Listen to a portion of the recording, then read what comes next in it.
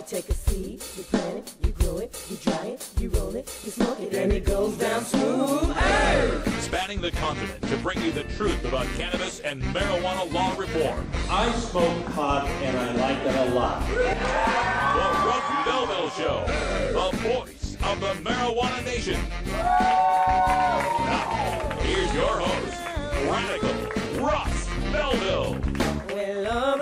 Good day, tokers and tokettes and non-toking lovers of liberty. It is Thursday, November 20th, 2014, and it's got to be 420 somewhere in the world.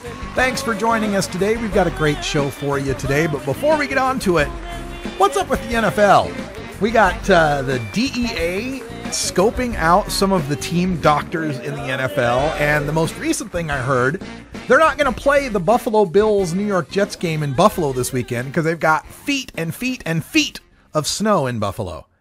What, we don't play football in the snow anymore? Guys can't hit each other. They got to wear pink in October, and now they don't play in the snow. What has happened to my beloved NFL? Just kidding, folks. I know that the snow going on in the northeastern parts of the country right now is incredible. Feet and feet and feet of snow. Roads and cities and schools and institutions and firms all closed down. People battening down the hatches. If you're up there in the snowy country, all snug in your home listening to the show right now, we hope that you stay warm and you hope that you stay safe. Here's hoping also that you get some warmer weather pretty soon and some of that snow starts to melt. All right, on today's show, we have got a great guest joining us, the head of Colorado NORML, the executive director, Lenny Frieling, who's also a speaker with Law Enforcement Against Prohibition. He's a retired municipal judge from Colorado and now the head of Colorado NORML, also a board member of National NORML. We're going to get his take on 2 years of marijuana legalization in the state of Colorado, as well as some very interesting news that we're going to break regarding the Colorado Bar Association, so stay tuned for that. Also on the show today, we have got time for a radical rant. Comes real close to home here, where Oregon legislators are trying to subvert the will of the people with respect to Measure 91, our marijuana legalization initiative. Some really chilling questions being asked by legislators to the Oregon Liquor Control Commission in their very first meeting that just took place recently. We'll tell you more about that in the radical rant.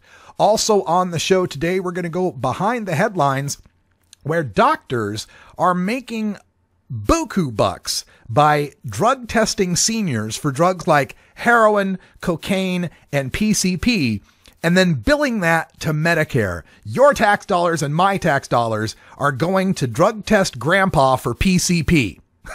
We'll tell you all about that in Behind the Headlines, some great reporting from the Wall Street Journal. Also today, we'll have time for some drug war data mining. I'm going to give you a basic lesson on Microsoft Excel and some of the formulas and tricks you can use on elections to quickly get some number crunching done on election day the next time that comes around. So stay tuned for that quick little lesson. But we start things off right after this first break with the 420 Radio News, where we'll give you the details on how the legislators in Oregon want to change the medical marijuana program now that there is legalization. Washington State's tax revenue is much higher than originally predicted. Missouri might skip medical marijuana and go straight to legalization. The IRS recommends that tax preparers not be punished for working with legal marijuana businesses. And 2 sad stories in the middle of the country of people being busted for medical marijuana trying to help their grandparents. Still some sad stories all across this country as legalization rolls on here in the West. We still have so much further to go.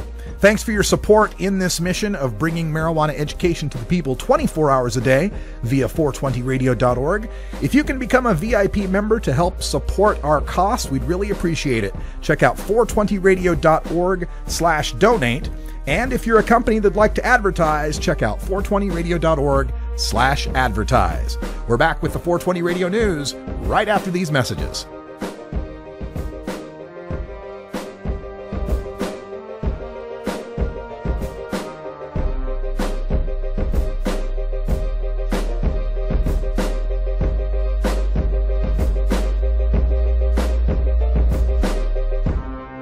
You're tuned into the Russ Belville Show, the voice of the marijuana nation. 420 Radio, your ticket to Seattle Hemp Fest.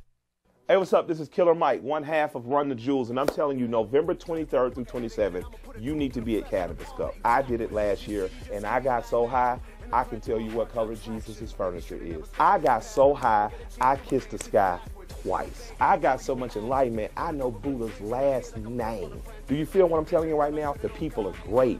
You don't have to search or call your sketch-ass dealer who won't call you back. You don't have to go lurking through the hood to find good smoke. You need to get out of the country. You've been sitting on your block too long smoking weed. Get out and have an adventure. See you at Cannabis Cup, November 23rd through 27th. Yeah.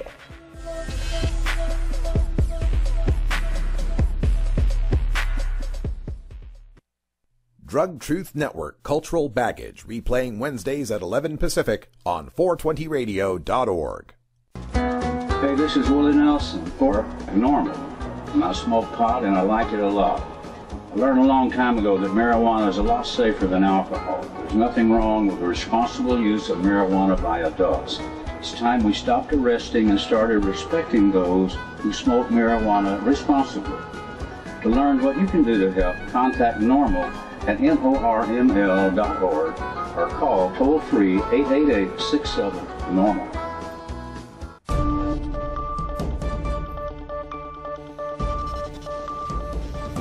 It's time for the 420 Radio News, covering the latest headlines in consumer cannabis, medical marijuana, and industrial hemp. Transcripts of 420 Radio News are available daily on our website at 420radio.org. Now, here's Russ Belville with your marijuana headlines in 4 minutes and 20 seconds. This is your 420 Radio News for Thursday, November 20th, 2014. Can we do away with the Oregon medical marijuana program if we're going to legalize marijuana? That was the question asked by Republican State Senator Fred Garrod in the first meeting between the Oregon Liquor Control Commission, tasked with regulating marijuana under Measure 91, and the state legislature. Garrod doesn't see why the state would need to spend money on two separate regulatory systems with two sets of personnel. He thinks recreational stores could sell medical marijuana strains. He'd also like to lower the amount of marijuana a household could possess. Measure 91 set that limit at 8 ounces. Democratic State Senator Lee Beyer thinks the Measure 91 vote shows Oregonians' support for legalization, not necessarily the specifics of Measure 91. His assumption is that most voters, quote, didn't pay a heck of a lot of attention, end quote, to read all the fine print in the proposal.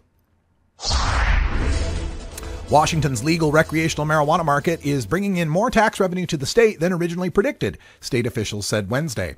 The most recent revenue forecast released by the Economic and Revenue Forecast Council shows that the industry is expected to bring in more than $694 million in state revenue through the middle of 2019. A previous forecast in September had that projection at about $636 million. About $237 million is expected for the next 2-year budget that ends mid-2017, and $415 million more is expected for the 2017 through 19 budget biennium.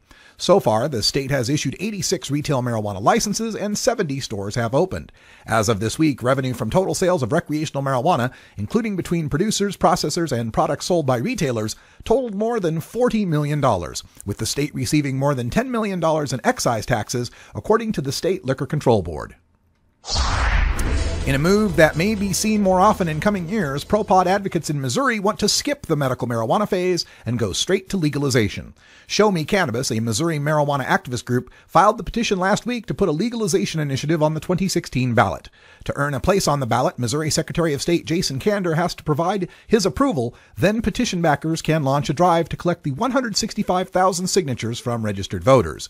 The group's director thinks they can do it, and he's not alone. The St. Louis Post-Dispatch editorial board published an article on November 13th making its case for legalization. They reference a 2013 ACLU report showing that blacks are almost 4 times more likely to be arrested than whites for marijuana in Missouri. The numbers get worse when you look at St. Louis, where the disparity in the city was a whopping 18-1. On Thursday, an advisory council for the IRS recommended that tax professionals who help state-recognized legal marijuana businesses, quote, will not be considered unethical, will not be targeted for audit, end quote, or otherwise penalized simply because pot is illegal under federal law. The tax agency estimates that legal recreational cannabis businesses in Colorado will gross $1 billion this year. Its report said some tax preparers in that state are concerned they could lose their federal licenses by working with such enterprises. Quote, tax professionals who give that advice need assurance that they will not be adversely affected by the fact that the business is illegal under federal law, end quote, said the IRS. It does not appear that any tax preparers have got into trouble over the years merely for working with a legal marijuana business, but CPA groups have been talking with federal officials about providing some sort of formal protection.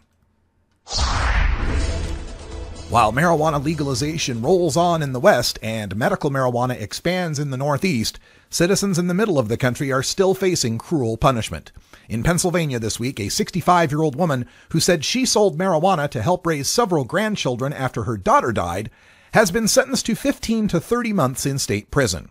She pleaded guilty in October, telling a Butler County judge she sold as much as 100 pounds of marijuana a year for more than 4 years. And in Illinois, a 40-year-old man is facing felony charges with a possible 6 to 30-year sentence for supplying his 92-year-old grandfather with cannabis oil 4 times a day in an attempt to treat the elderly man's prostate cancer. The grandfather has since passed away. This has been your 420 Radio News for Thursday, November 20th, 2014. I'm Russ Belville.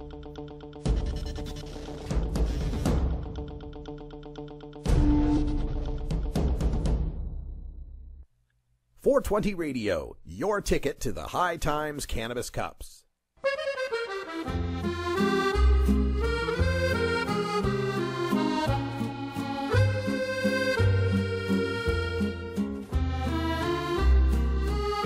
Salut mes amis, je m'appelle Marie-Jeanne et je vous invite à joignez-vous à l'équipe de High Times afin de célébrer la meilleure marijuana du monde lors de la 27e Coupe annuelle du cannabis à Amsterdam du 23 au 27 novembre prochain. Pendant 5 jours, les membres du jury pourront participer à des séminaires, découvrir de nouveaux produits et voter pour leur variété de cannabis préférée retrouvée dans les meilleurs cafés de la vie.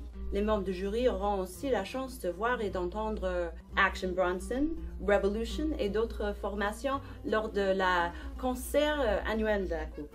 De plus, jeudi le 27 novembre, ne manquez pas la remise du prix du meilleur cannabis au monde par l'équipe de High Times. Découvrez le plaisir de la marijuana en toute liberté. Venez participer avec High Times à la Coupe du cannabis à Amsterdam. À bientôt!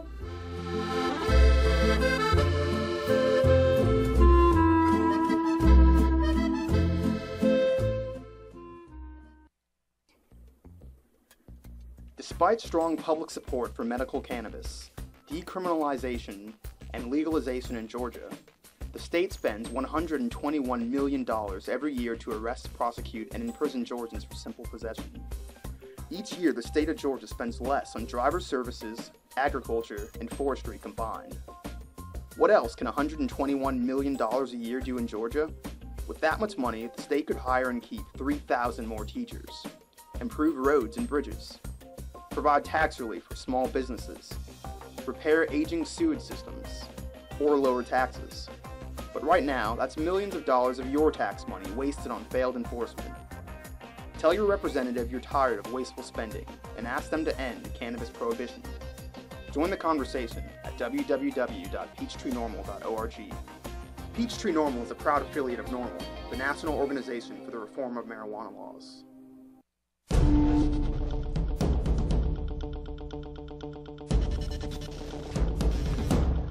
Welcome back, everyone. 14 after the hour, and time for us to go behind the headlines, where the Wall Street Journal has this incredible report entitled "Doctors Cash In on Drug Tests for Seniors and Medicare Pays the Bill."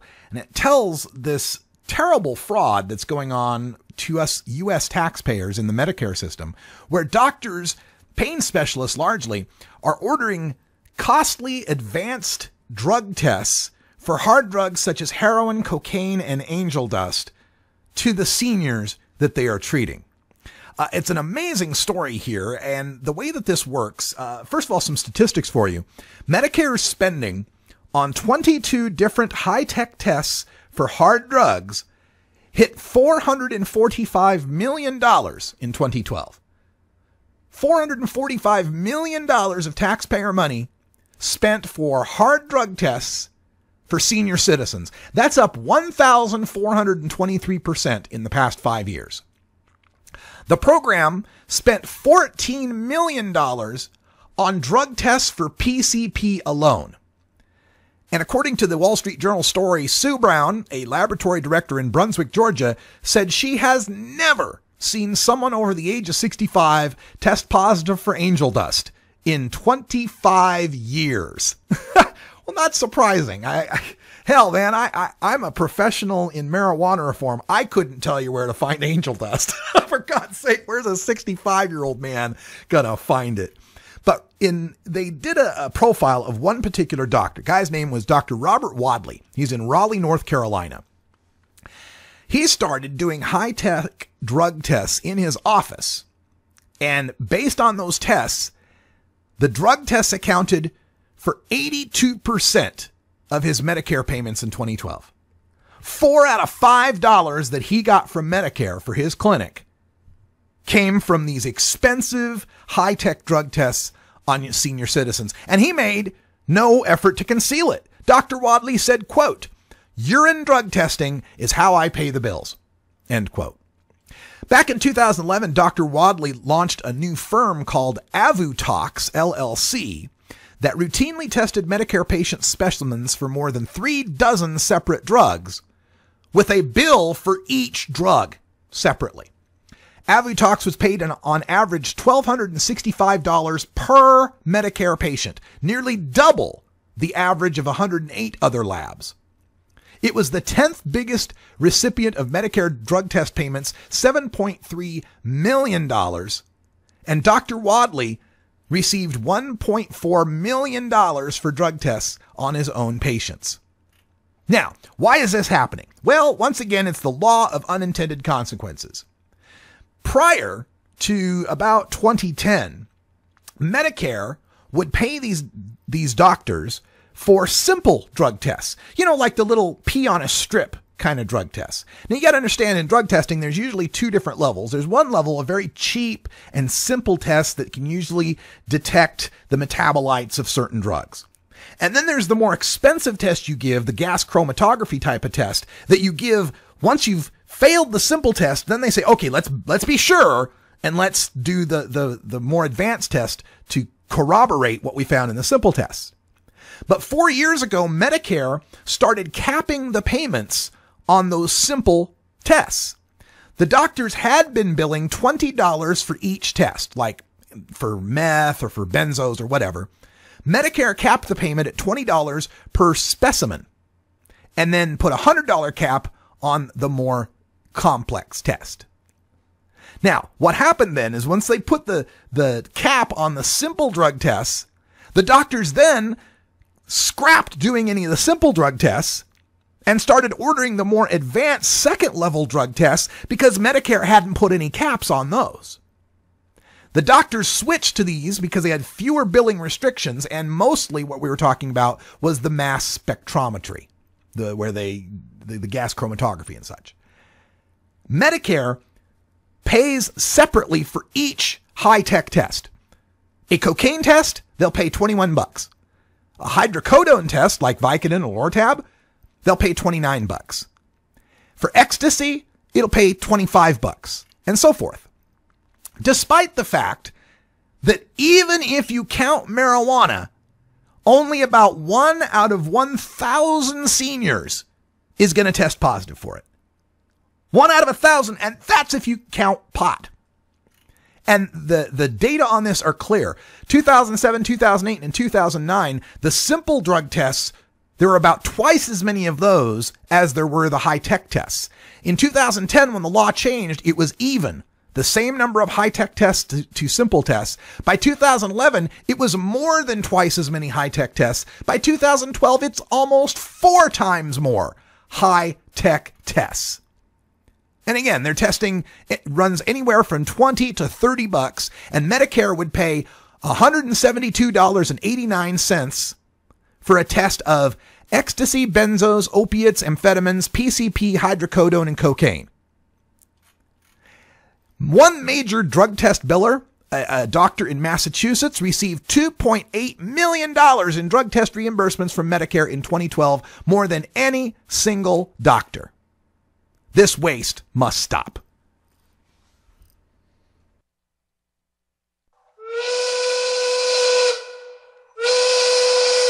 Hey, this is great, man. Tommy Chong. Tommy Chong is recently booted off of Dancing with the Stars, but the day after, I got a note from his PR firm wanting to book him for an interview. So folks, stay tuned. We'll keep you posted. Follow @RadicalRuss on Twitter. I'll let you know when Tommy Chong will be on the Russ Belville show next. It's 4:20 in Denver. Let's take a break. We'll be right back.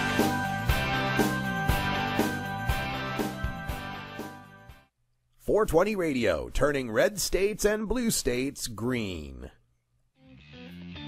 Hey tokers and tokettes, Radical Russ here for the Canador, a practical solution to keep herbs from drying.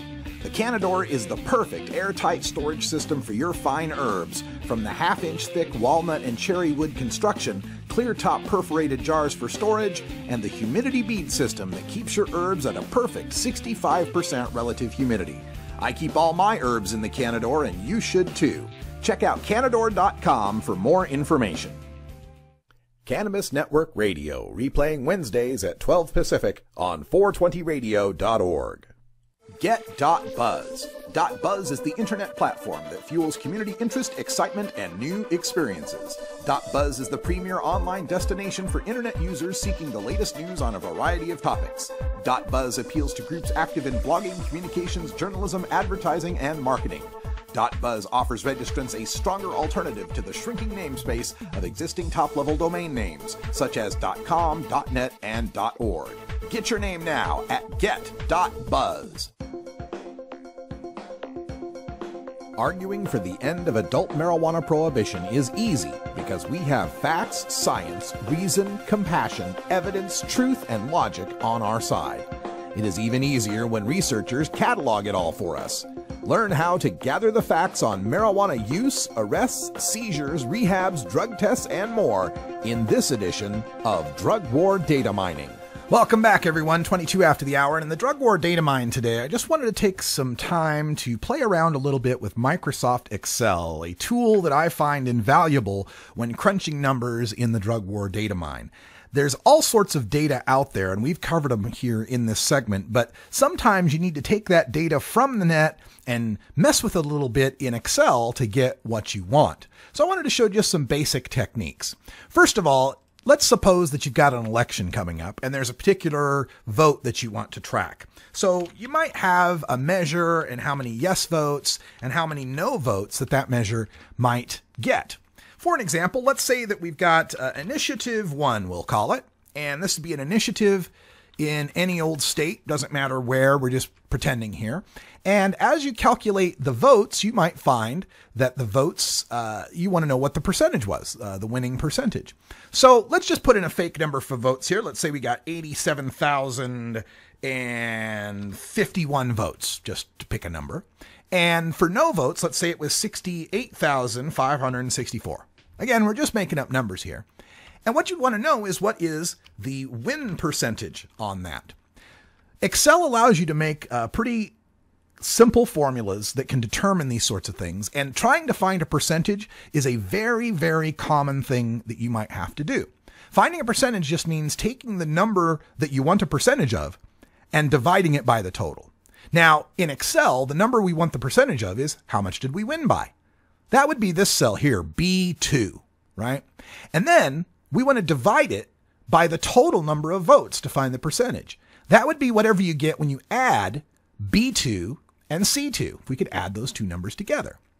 So the way you do that in Excel, as you do with any formula, you start off with an equal sign. That says, hey, Excel, we're about to tell you a formula.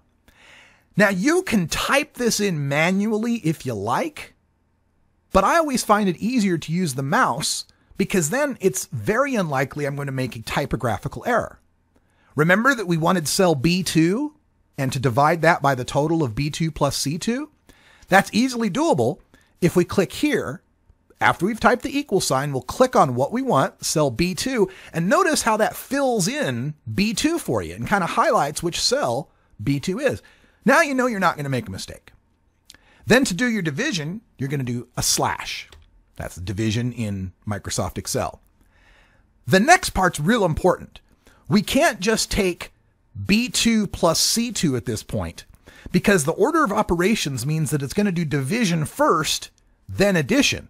If we just went with B2 plus C2, what we'd end up with is B2 divided by B2, and then we'd add on C2, and that wouldn't really tell us what we want. We need that total to be figured out first, and to do that, you can use parentheses. Start with a parenthesis, and then go get B2 by clicking, type a plus sign, and then go get C2 by clicking, and then close the parentheses. The parentheses tell Excel, hey, you need to add this up first. And then when you've got that added up, use it to divide into B2. When we press enter, we'll get our answer.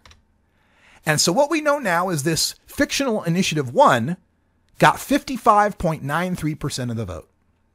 Now, when you start off with Excel like this, though, maybe you'd like these numbers to look a little prettier, look a little nicer, right? You can easily do that. Highlight the two numbers that you'd like to show, in this case, the vote numbers. It'd be nice to see them with commas, right? So we can, thousands and millions and all that kind of stuff.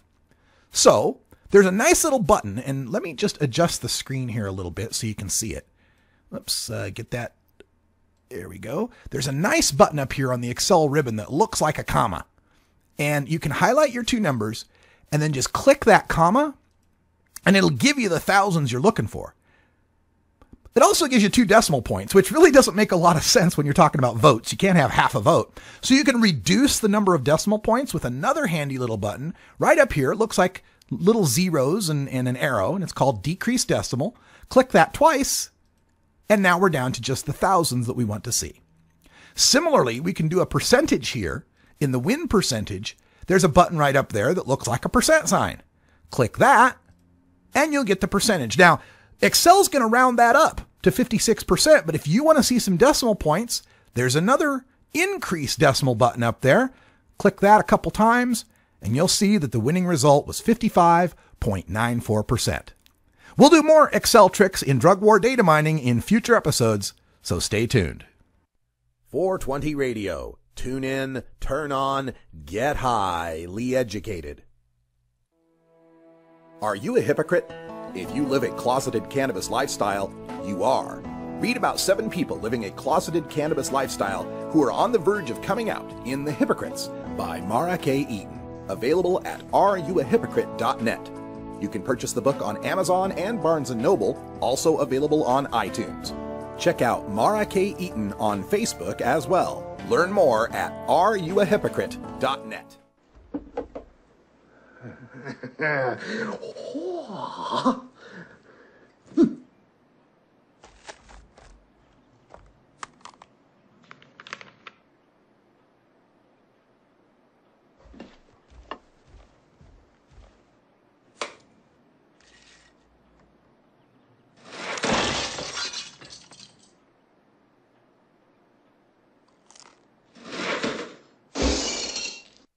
Growing plants indoors can be a rewarding hobby, but electricity bills can go through the roof.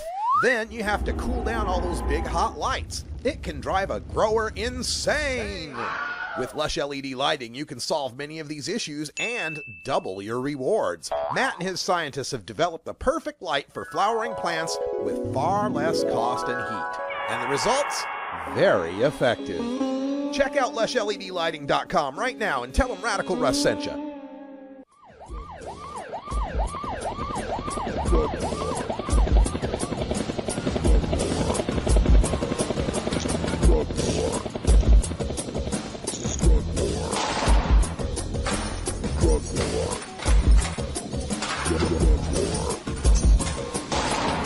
One of the most disturbing elements of the Prohibition War is how it's made police the enemy of otherwise law-abiding cannabis consumers. Fortunately, one group of police officers knows the futility of prohibition and reaches out to educate the community and current law enforcement. Today, the Russ Belville Show visits with another speaker from Law Enforcement Against Prohibition with one clear message: Cops say legalize drugs. Welcome back, everyone. Half past, and as usual, every other Thursday we visit with a law enforcement professional who says we ought to legalize all drugs. And joining us again on the telephone, we've got Leonard Frieling. He's the executive director of Colorado NORML, a former Lafayette municipal judge in Lafayette, Colorado, and a practicing attorney. And talking about a guy who wears a lot of hats, and a very nice one in his picture there. Leonard, welcome back to the show. Dr. Radical Russ, how are you? They gave me an honorary doctorate when I wasn't looking. I call people by what I think they deserve, and sometimes the choice of words is different. Well, I'm glad I got doctor. There's some other adjectives they could have picked that might not have been so flattering. Welcome back, Leonard. We're glad to have you here on the show. And, you know, as of this election now, we've gone 2 years in the state of Colorado with marijuana legalization. There was a bunch of election results where they tried to, or I guess they did, ban pot shops and raise taxes. What's your take on marijuana legalization 2 years in now? Well, we had to shut the state down. You probably read that in this morning's Times. We had to shut the state down. The Capitol has collapsed in on itself. All of the roadways are a problem because all the bridges have now collapsed.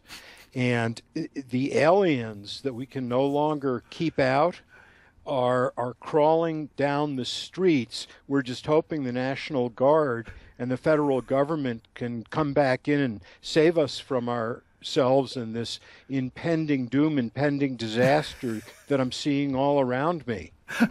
Yeah. Yes. I don't know anyone over the age of 8 that isn't a daily smoker, and they're all switching to heroin last week. So it's really been a pretty rough ride out here. Everyone's stolen all the money because it was all cash. So the actual tax collections have been they owe us money. I think somehow Kevin Sabet has hacked into our phone line here.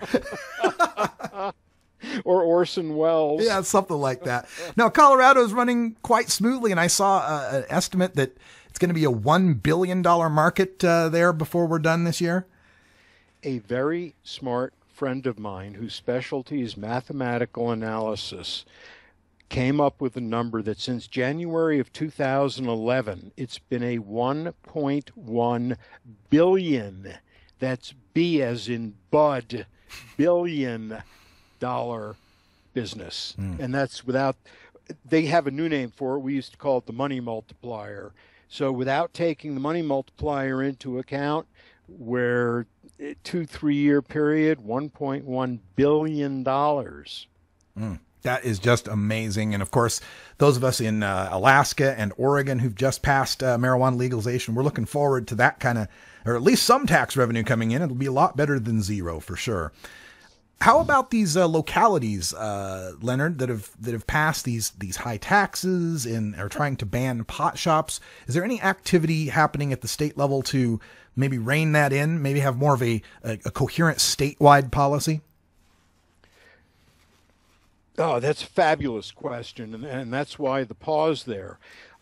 Let me take it in little pieces, but go through each little piece quickly. What we're seeing on the local ordinance level, city by city, and as you know, Colorado is the only real strong home rule state in the country. Our cities can have more power than in any other state. Cities are grabbing power, sometimes appropriately, odor violations, sometimes by claiming to be able to make medical patients register their personal six-plant grows with the city. They're ignoring the Constitution. Pueblo has had an effort that NORML is fighting, so far so good, knock on joint, that NORML is fighting, where Pueblo there for a while was trying to figure out how to ban even the personal six-plant grow, which is what I have always seen as the saving grace, the saving clause, whatever you want to call it in the constitutional amendment. At the end of the day, if the government screws it up so much that I don't want to just go to the store, I can grow my own 6 plants. that's not my first choice. My friends are brilliant growers. Some of them have been doing it for 30 and 40 years. Legally, of course, I'm sure. But there's a huge amount of experience. They're good at it. I just soon go to the store. But if the government screws it up, not that they ever would, not that the government would screw anything up. I can't even imagine that. But if we stretch our imagination, at the end of the day, we can learn to grow. We all know that seeds are manna from heaven. I don't know of any state law with all the progress we're making. I don't know of any state law that says, oh, by the way, here's your Adam and Eve. Here's how to get your first seed. Here's how to get your first clone. I don't know of a single law that provides for any legal way to do that. So it's kind of like saying, well, you can use gold for making wedding rings, but you have to steal the gold because we're just saying you can make wedding rings. Right. Gold is your problem. Well, for us, it's Panama gold that's our problem. Yeah. Where do we legally get the seeds? Well, manna from heaven. Getting back to the city issue, which is what you're asking about. The cities are going from those that are really reasonable to those that are pretty reasonable. Yesterday, I met with 3 Metro Task Force narcotics agents. They wanted to inspect my client's grow in a warehouse. It was a small grow, and it may have gotten smaller after they expressed their interest. I'm not sure. But instead of coming in to arrest these guys, they were coming in to inspect it to explain to him that the zoning in that area did not allow even the 5 plants that were there when the narcs visited. So think about this. Narcs visit your client's grow with your client's consent, with his attorney present as a courtesy. They look at the plants and say, would you please explain to your client that when we come back to visit, and we'll schedule that with you, we really have to see 0 plants because that's the zoning. So for your client to grow his plants, he's got to check into his location better. Put that in perspective. It almost makes me speechless, and that's saying something. Yeah, it is. It's crazy the twists and turns that legalization is taking. You know, we thought it would be, just get it legalized and then we'll go from there. But it just seems like there's more crazy things happening after legalization. One topic I did want to bring up with you, and I don't know how much you can tell us about this, but how the lawyers in Colorado are able to work with clients that are in the legal marijuana business. I know you guys have like ethics standards and things, and it's still federally illegal. Is there any progress on that? I am really glad you asked. I am thrilled, delighted. Think of some other good adjectives. I couldn't be happier. Our state bar organization, the Colorado Bar Association, has taken a position that still makes me smile. I went to the main people that run the organization and said, what do you think about a marijuana law committee? Because we have criminal and we have tax and we have family, but now we've got this thing that's going on in every city, every county in the state that deals with zoning and taxes. And I say land use, but that would be the same as zoning, so I would never say that. Family law, child protection, criminal, water law, and the list goes on. In my mind, a bar association committee that would put all those people at the same table was a good next step. So I passed it on to the decision makers, and they said to me, okay, we'll get back to you. I was absolutely certain that was the last I'd ever hear of it, forgetting for a moment that I knew these people, and these are not drop-the-ball people. About 2 weeks later, each of the 2 key people, the president of the Bar Association and the executive director, each of them came to me individually with big smiles saying, "It's a go." And I said, "What the joint are you talking about?" And they said, no, it's a go. And they're smiling, and I'm still sitting there thinking I just had a few hits of some really good dab and thinking what the joint's going on here.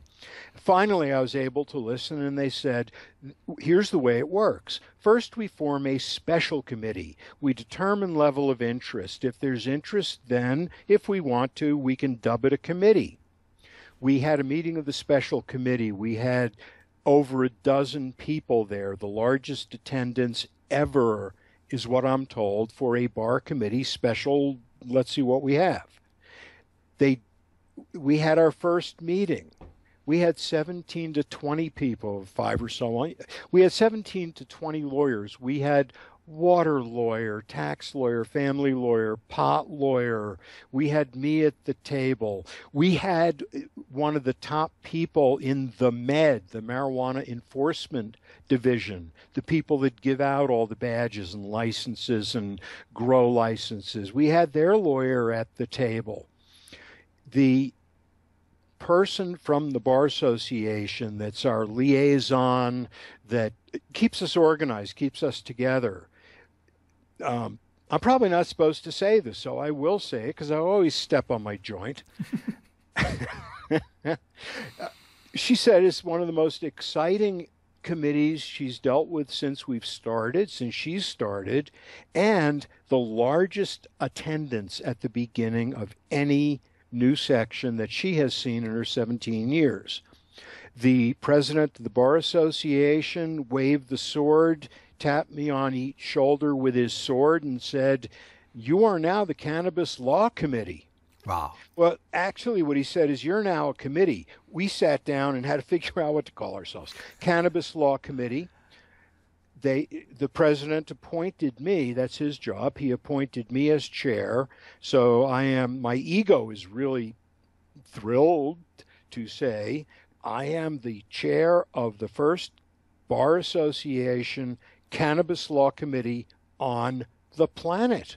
That is amazing news. Thank you, Lenny, and thank you for breaking that news here on 420 Radio. That's all the time we've got for now, but we'll get you back on in a future episode to discuss what happens with the CLC. We're really looking forward to it. Thanks for telling us. Likewise. All right, folks, we got to go. Lenny Frieling's with Law Enforcement Against Prohibition. Check him out at leap.cc. You can get a great speaker like him to your local event. They put a lot of truth to power at Leap, so please give them a call. We're going to take a break, give you the anti-drug PSA of the day, and when we come back from that, a radical rant on how the Oregon legislature thinks the people really didn't pay attention to the fine print in Measure 91. They got another thing coming. You're listening to The Russ Belville Show on 420radio.org.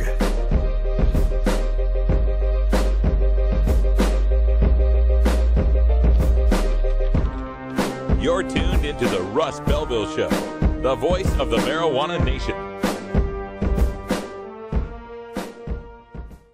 420 Radio, the world's voice of marijuana legalization. At Herbie's Cannabis Seeds, we pride ourselves on bringing you the best quality seeds from the world's most respected cannabis seed producers, all at the lowest online prices. You can find Herbie's seeds at herbiesheadshop.com. All cannabis seeds are sold as souvenirs and as a means of preserving cannabis genetics. Herbie's Seeds in no way intends to condone, promote, or incite the use of illegal or controlled substances. We strongly urge all prospective customers to check their national laws prior to placing an order. Herbie's Seeds at herbiesheadshop.com. Proud sponsors of The Russ Belville Show and 420 Radio.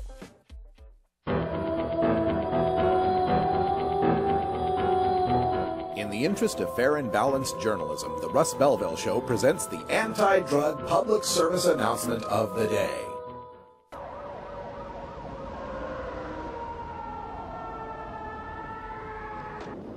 I don't believe it.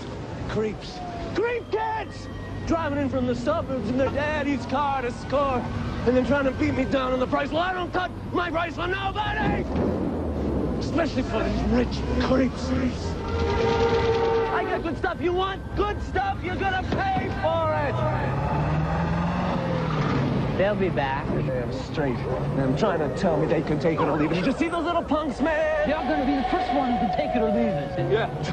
driving the daddy's big car. Yeah, you know what I'd like to do to them? I'd like to rub their faces. You know, they're so stupid they deserve to be burned. Yeah, ain't good for nothing. Oh, good for something. Good for taking money off. Hey, man, got some good crack, good stuff. What do you need?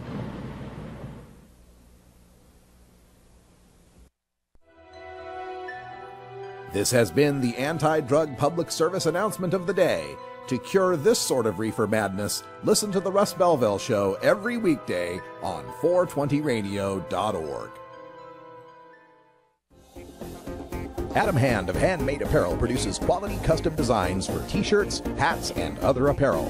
Handmade Apparel is the official design shop for 420 Radio among many clients who rely on Adam Hand for everything from short-run custom projects to full-run clothing lines. Visit handmadeapparel.biz to browse the selection of handmade gear or to get a personal quote for your own designs. Handmade Apparel, a proud supporter of 420radio.org. Handle the truth. Entirely legitimate topic for debate. You have offended my family. Hey, this is great, man. And you have offended a Shaolin temple. One major responsibility is to encourage people to use less drugs. I know nothing. I support a change in law to end federal criminal penalties for possession of up to 1 ounce of marijuana. We don't need no stinking budget. Homosexuality, immorality generally.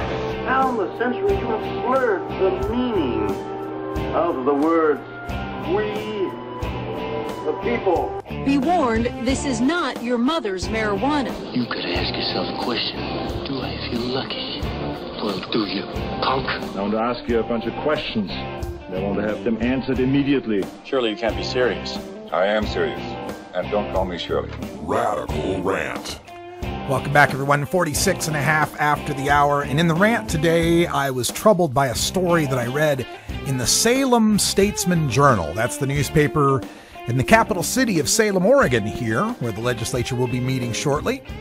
And because of this story, I think it's vitally important for supporters of Oregon's Measure 91 to contact their state representative and senator and urge them to respect the will of the voters on Measure 91.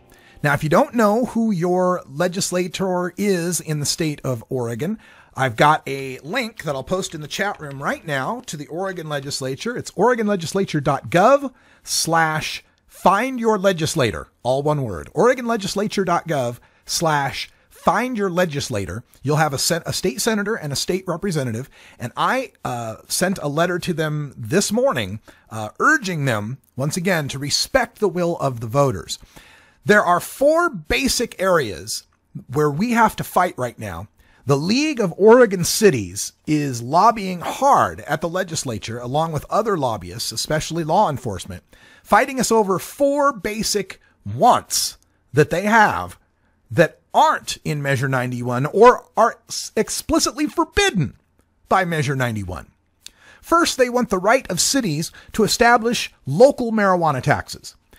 They secondly want the right of cities to establish bans on marijuana licenses without a vote of the people. They want the establishment of a blood draw nanogram per milliliter THC DUID limit, per se limit like Washington has. And they're even talking about abolishing or severely curtailing the Oregon medical marijuana program. One Democratic senator, a freaking Democrat, is already claiming that the people just wanted legalization and they don't care too much about Measure 91's fine print. And a Republican senator is already asking about abolishing the medical marijuana program. So we cannot let legalization get twisted up by these lobbyists, by law enforcement, and the legislature. We've got to speak up now. Here is what I wrote to my representatives and senator.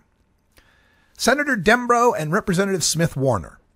My name is Russ Belville, and I'm a constituent of yours who worked very hard to see that Measure 91, our initiative to legalize marijuana, passed statewide.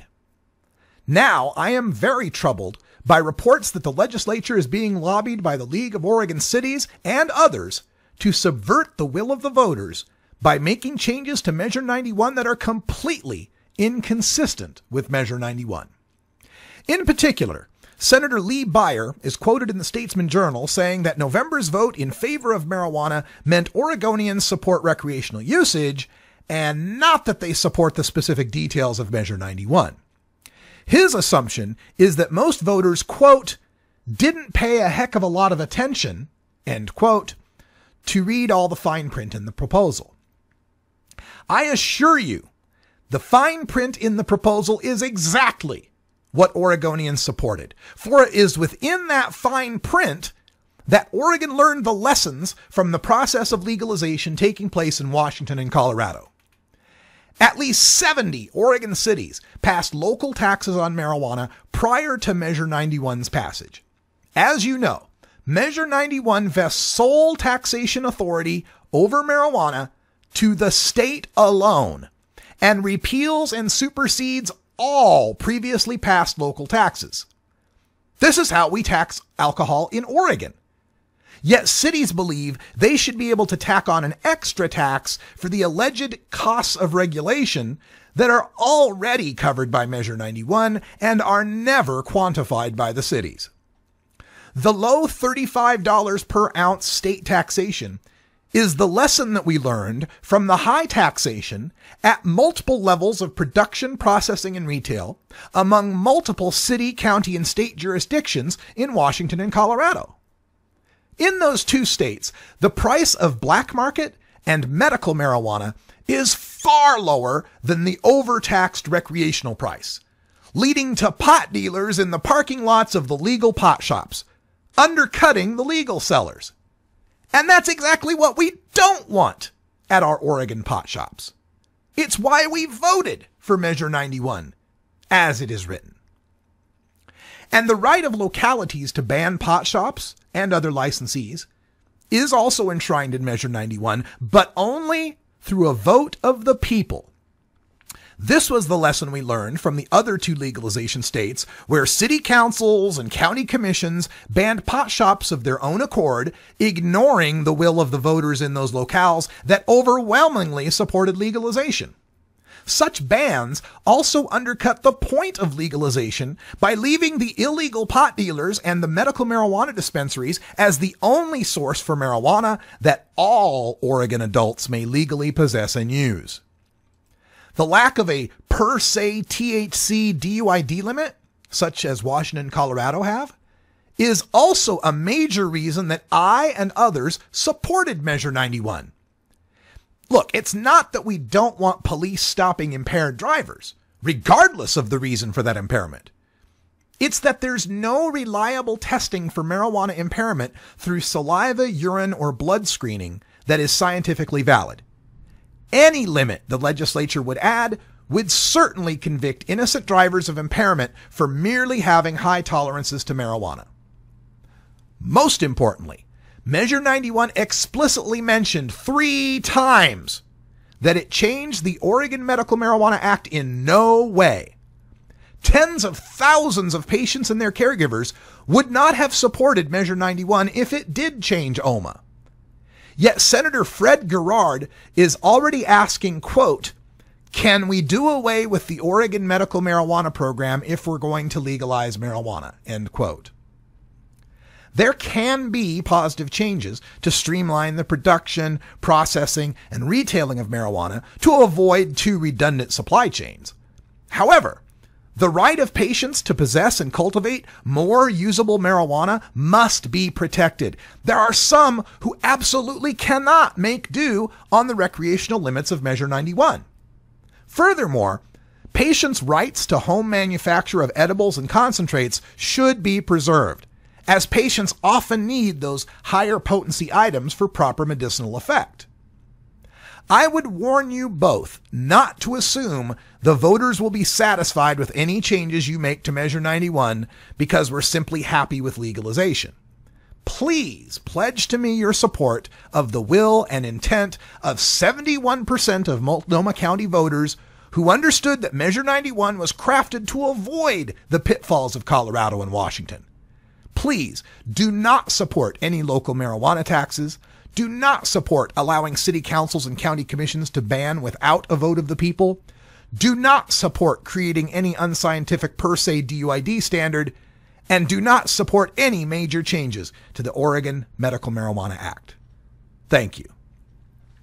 Now, you can take that letter if you want to go. It's on, this entire letter is on my website at radicalruss.com. I'll post that in the chat room as well. You're more than welcome to copy it, adjust it, edit it any way you like to make it fit your voice. But this is something we must speak out on.